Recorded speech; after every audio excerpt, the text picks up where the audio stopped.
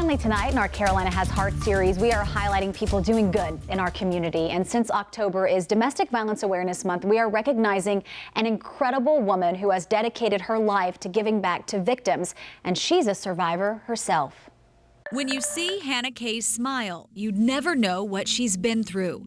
A victim of domestic violence. I made it look like that perfect life, but what was going on behind closed doors was not so perfect. One of my neighbors across the street from me said, "I slowly noticed your house going from light to dark." Hannah Kay said she never wanted to consider herself a victim of domestic violence. Until Super Bowl Sunday 2014, and that was the worst night. She says her life changed forever. He hit me really hard in the head multiple times.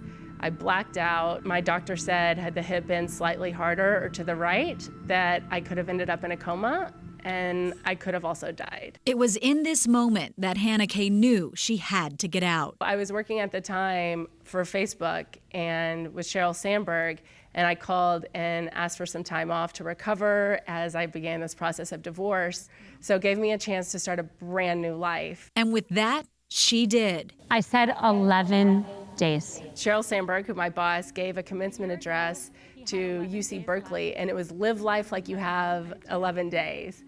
And I knew in that moment that I wanted to move back to the East Coast and help victims of domestic violence. So you just told her, I'm gonna go. Yeah. Yes.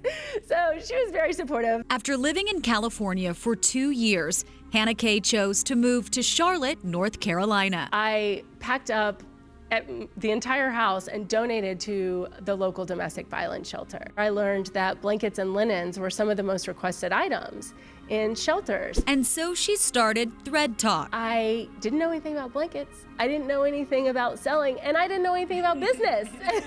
She partnered with domesticshelters.org that funds the critical wish list items.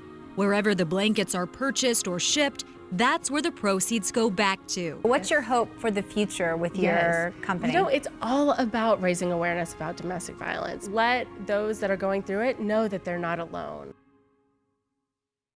So if you want to learn more about Thread Talk, just head to our website, WCNC.com. And if you know someone or a group that should be nominated for Carolina Has Heart, please nominate them on our website or email me directly at sarah@WCNC.com.